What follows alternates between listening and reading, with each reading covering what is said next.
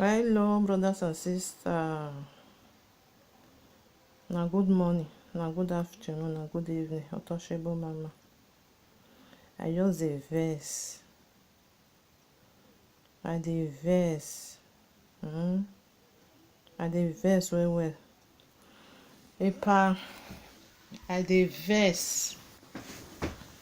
I dey vex for you, Epa Amigo. I dey vex. You know me say I dey vex, say I go curse you. Itie bono Epa, but omume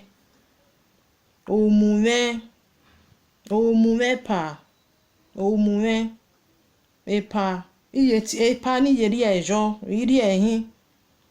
But owa mume huere. I dey vex. The thing don dey sono me, Epa. Owa sono me. Epa. Abemo na help me send and go give Epa Amigo. Epa. Owa mume gweze owa mume.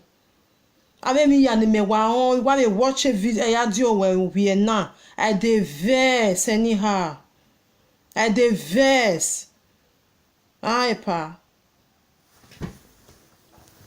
Epa wetin? What sunu a senior. Epa, not only senior, public figure Epa. Any ya no magbe ye wo we hanga sajia. Anything no me wo ma we ha reply ji. Before ke Tony Epa nene nu wata la wo we pa okwo mehin. Try no respect you. La wo. I just dey vex. My head just dey spark this morning. I respect okwo. Okbe ne respect okwo. I respect mani. Egume do fear respect ni for. I ma only fear for because we diene. I respect okwo. E we gbe tene ni ije lekute. Epa la wo we. La wo because egume do teme ni gata. Uwe tare deri oni mi yata. Uwi adije lekute ni rewebu. Epa la wo ye lekute ro bare mana. Ufi diyan. Owo zige igo gwagiyan. Wetin be all this? Okwe dey respect me big bia. Okwo biwa. Wetin be all this one? Oh my God, gwan yin no matter. Wake wa gwan kere wa afi pegi wo. Wo kwo ni ahwe mi. Amo okwo se na ga. Epa o wa mu mo hwie na ma oni do temi ni heta. Wake wa gwan ikpia no kpia. All respect okwo. Because okwo we me wa ekenu we na offend okwo owe. Even we na offend okwo no were ye wa. Ekenu we na fi pegi okwo owe ne owo kun we. Even we na fi pegi owo kun we wa. Wetin be all that? Wake wa gwan kere wo wari egi okwo. Wake wa gwan kere wo wari pe wo agi okwo. Okwo ye ne respectful buwa. Woki oni ahwe mi. Imaleke ave na to. What bia na face egbe sa no that thing. Wa dori okwo ju we. We na wo kwo biwa. If I dey vex for you this morning, any ya nu dege go magben as a public figure. Any ya nu bege go magben o kan ansaji. And one when nare, wo sie me nare ogenje na wo siere. Wo wa siere pa. Let ma gwanjo origo na edion we no ata en na by sunu. I know they like all this kind of thing.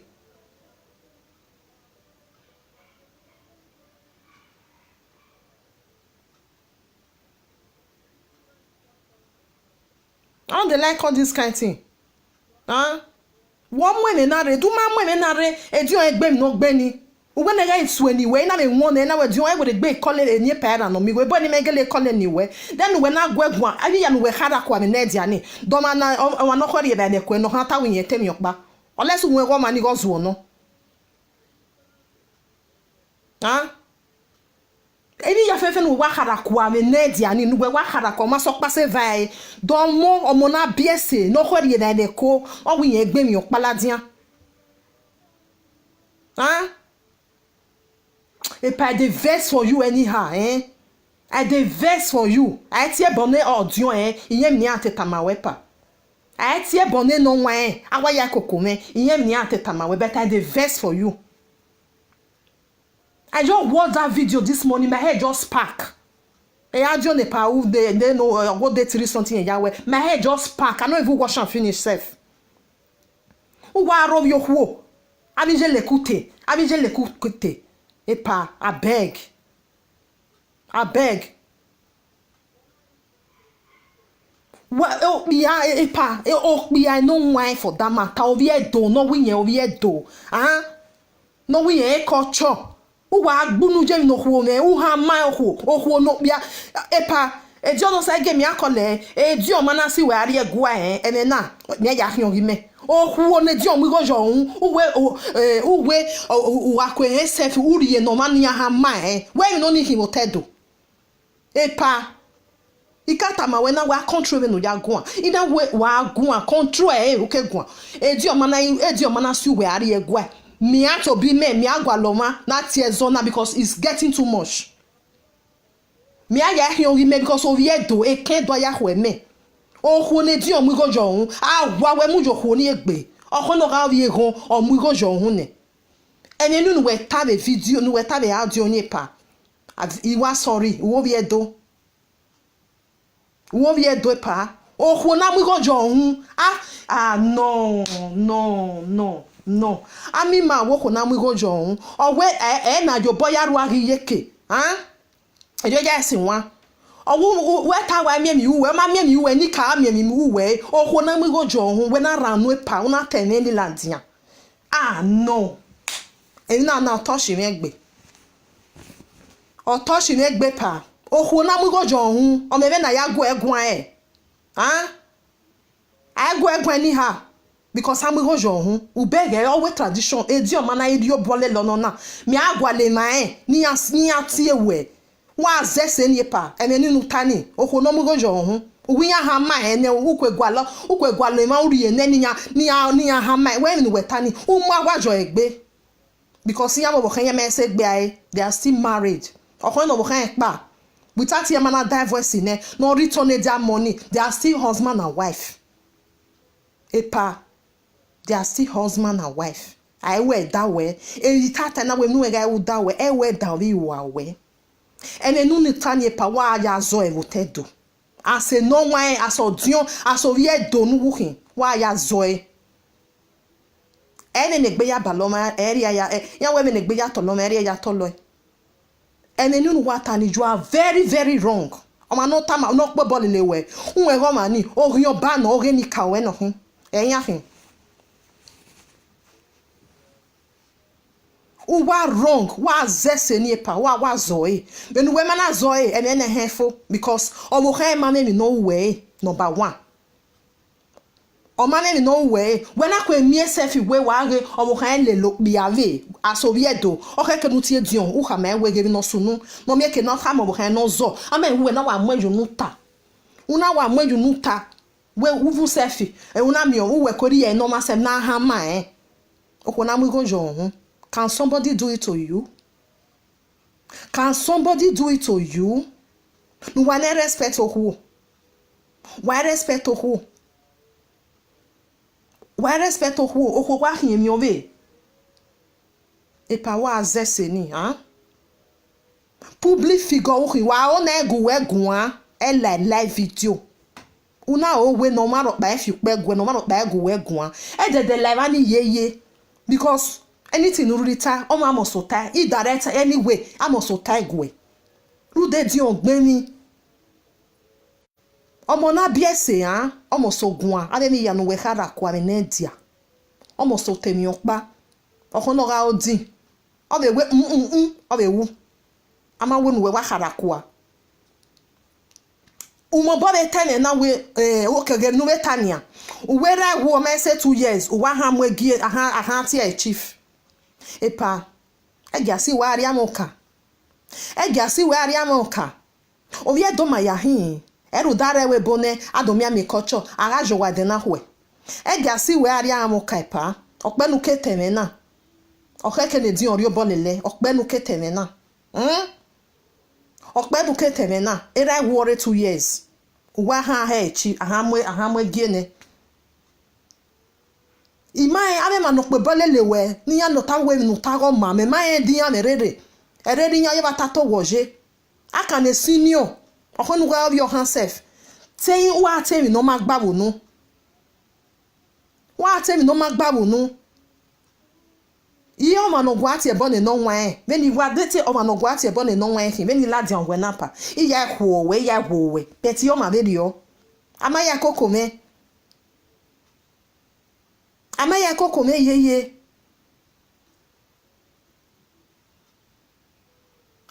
uwe moki de wo babo de chop me working we working na ne john na ne dion na chop na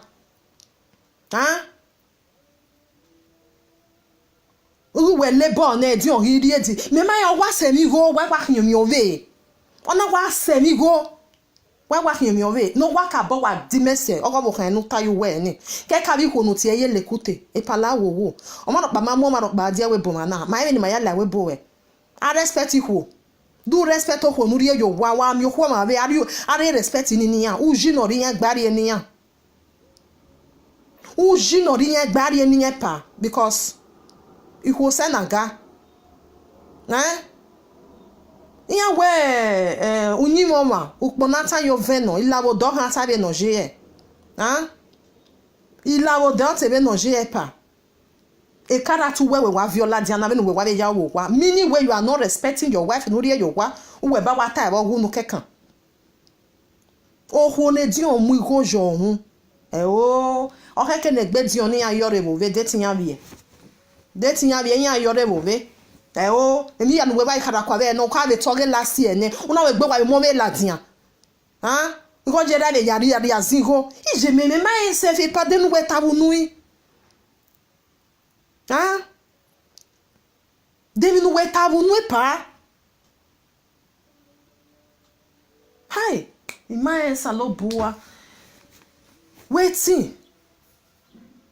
O ma no we na egunye gwan la die social media. Ola wa dia. Emi ya wo wa ono na no wa meje na 2018 na wo wa le si okuere. What's your query? Because do my guanjo air with force when you take guanjere ne di on tabe there on air with force. Do not tell me guanjo 7 cabe tan you call le ha me we ogbe message gie. Finish. Una wala dia, una wa hare yakwa ma sok pai. Dozo na ha guguan be on ne ha guan. Ozuo omozuo na no wa ha ni we ya fe ebi kele di on wa ko gbeni sef no gbe la dia ni be wo re. Una do reply. Una we do reply. E di on egun ami ni we to ma mi no. Do that we ma donate ne boy na ya donate ne PFM we. O we wa ta o wa di problem. E wa no ni me wa dere no wa ta be na me wa ya yin. We vie o donate ne God Sent Foundation. Ma donate 1 cent ne PFM. Emi go o wa di problem na e ba me wine no we emi go e pa gume kama we nu ja wo me set donate ne PFM me na me go ni mi are ne PFM o iri ege charity ni e yare bai because when a leader who say pa who say o ma ha gwo ma de mi emi no mata mu nu o ma ya ta gwo ma na ya gwo de mi ya wo de gbe de do be gbe do gwede wa ha dem wo bomo una gebe no mani ya behave u lepa u we o ide ya agwa lo ma be de wo enu we ta lo nu me mai wo vi okorio mo hin o vi okorio re ani ya ko se vi okorio me eni o be I mai try pa la o we pa mi nu ta ni ya wa zese ni pa wa zese ni duka gwa bi ho ma me egwan me ya bi ho ma me egwan ono na we make you all change you because e show we vie dok ba no esi wo wela dia on si ona ye tabe mi no ma keke no ata o yo go gugwan o ko na mu go jo hun o gugwan boni akwe jealous the jealous no ni he ma donate ne God Sent Foundation he donate ne PFM. You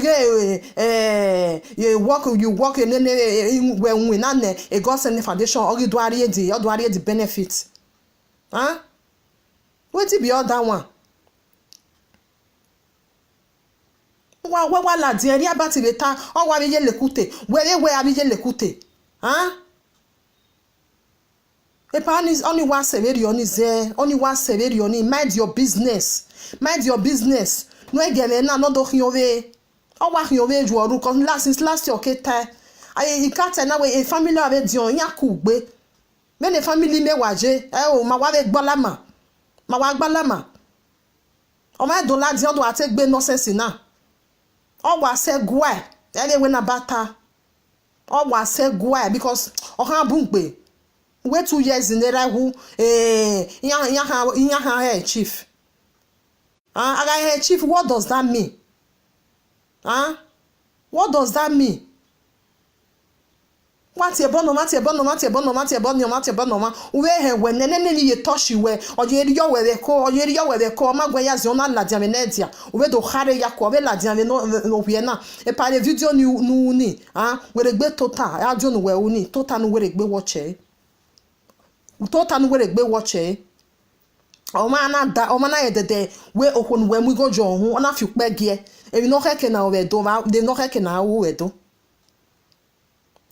iya ha ma ene iya we no pa ne o bi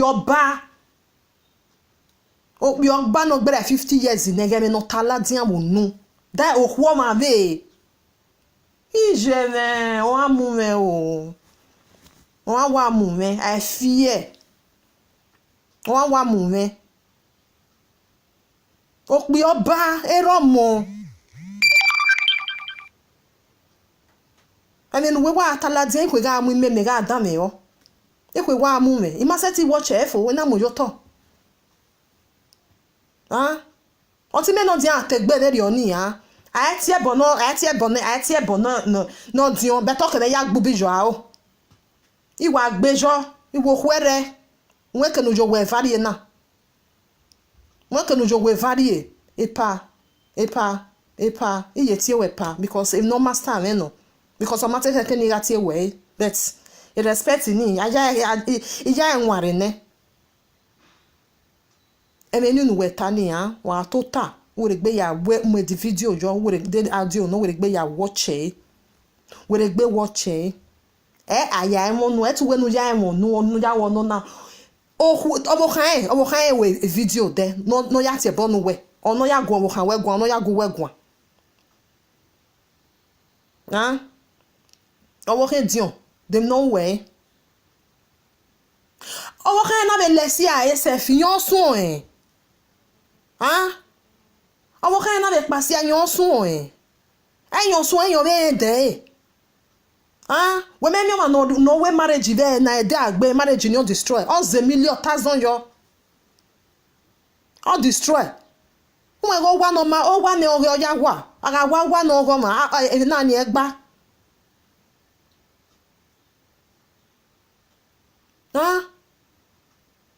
ya we ete mi ya ze do ni ete no ya ma ai ya gbongele ya gioma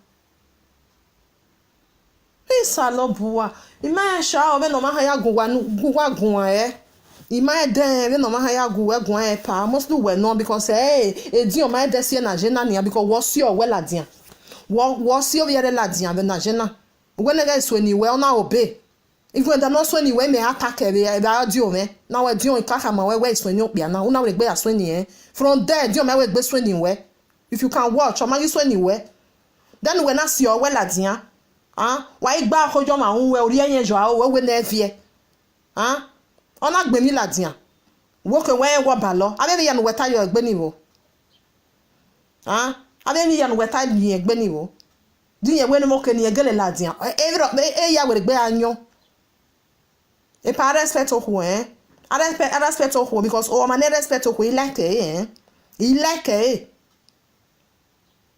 je respect we rudi we na no ya fight we ni ma dere na be gom no o ya na ya respect we do umana respect o many people ma be bia na re di da osa ya aro bi yo because o ma respect o even no ho me no ya pupa kan he like egbo ma be yo ni ato a respect o wa respect o umana respect o no e do ta we o na iri o respect ni because o ho me hin Oho mehi, he had anybody. If you want to talk, I respect oho anything at all. Respect it. Not respect oho, meaning you are not respecting your own mother, not be aware.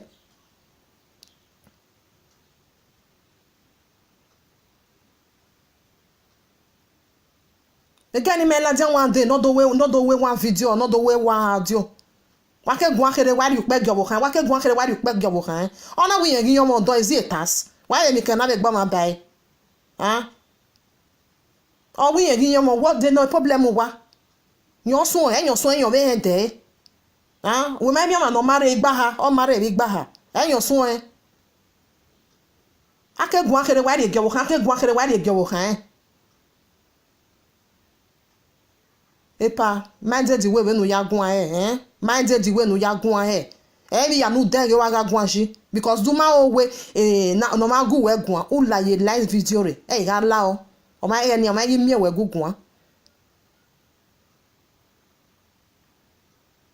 enu we are live video we ati e bon no ma we no ma ni ga gu we gwan odu do ma ni o ma ni gbe mi ladian kede udo ladian o ri ge wo kan o ri ge ra o ri gije o ri ge gbo ge ya fefe de no ni hun bo ni ahun mi eni me mi ni ya we ime ye ayete na tana me me di on we awa yete na tana de na me me no we e di o me we one video no ya te born one day but we inu no hine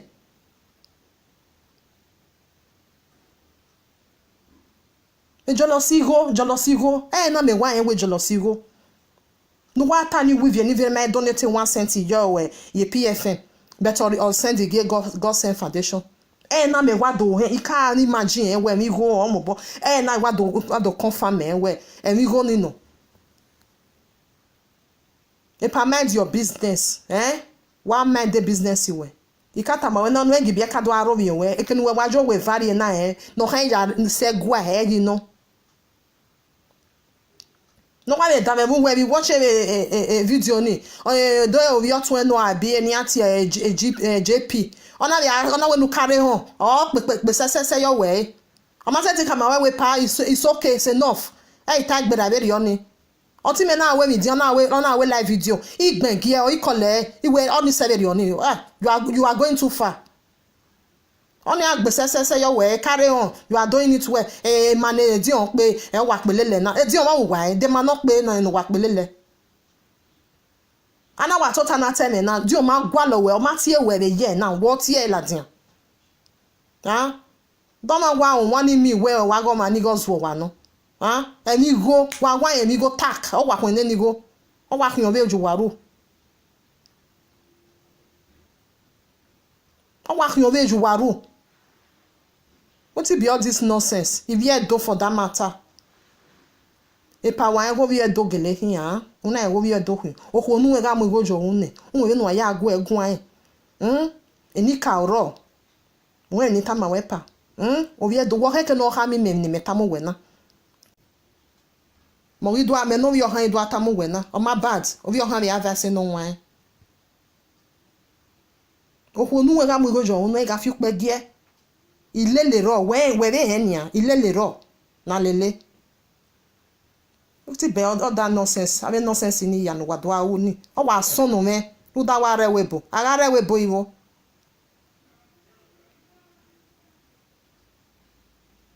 ara rewebo iwo ni mi we na mi ke na kede ami ke na kede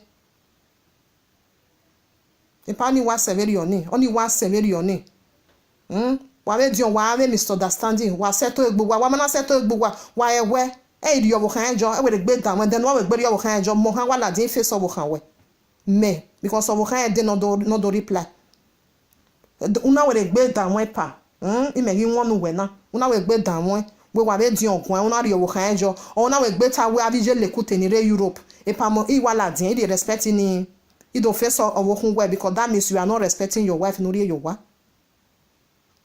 He like nonsense.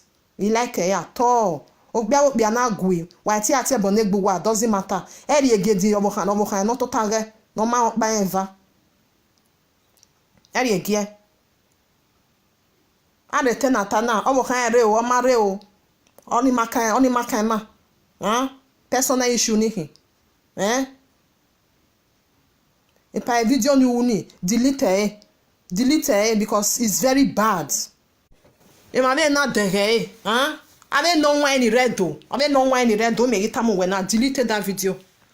Deleted that video. I don't know why any red though. I don't chief. You any red though. You not there video ni. They must call you. You must say where they go. And you know tani. Where matter what am I? Ya delete video ni. Why delete because emi ya no tell you where ani. Emi yok baro no ja no. I what can you? Oh no. Delete it because rubbish. Rubbish. I'll tell you where man. Rubbish. A family of them no si kankan. Nya si well adiane.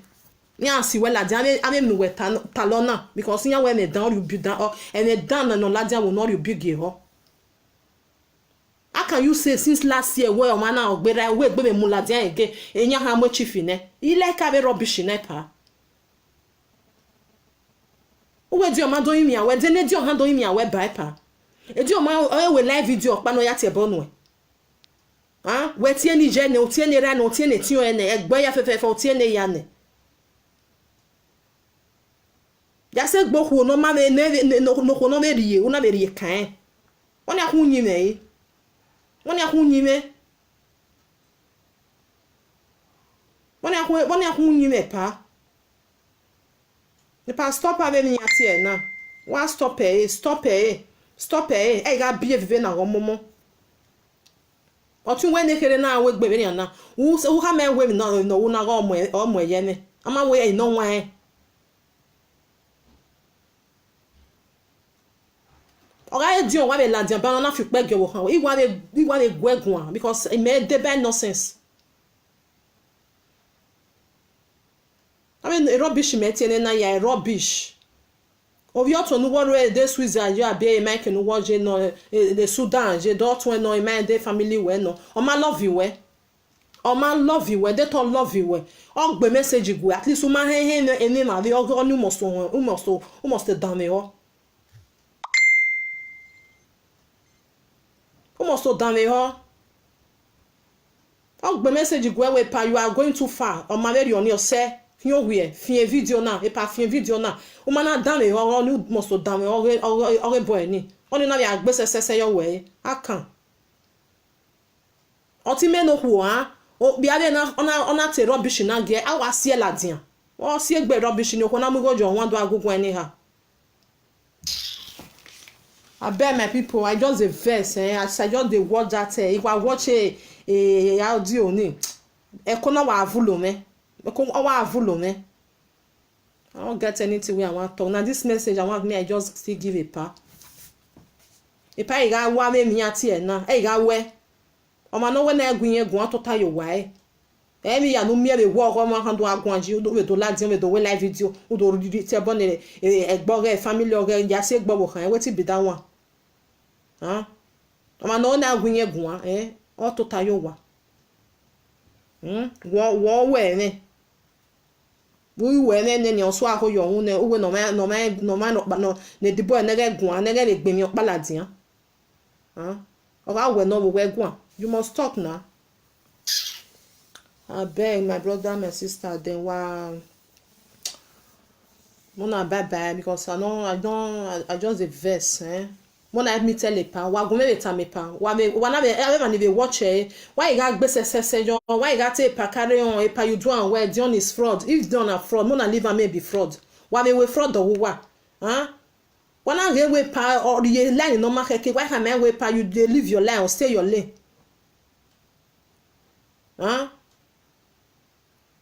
do why okay mean wa watch a video or pa ni wa hate e Dion wa be to bo kan be wo why have me we pa no go that side that we wife no comot your wife for there e your go kan enjo era no hu na me so rest in peace who you tell me enjo which there is a man sha beg me I no come talk with you no my only don't tell me I don't do like that I'm on bye because all this thing just vex me bye from Untouchable Mama bye.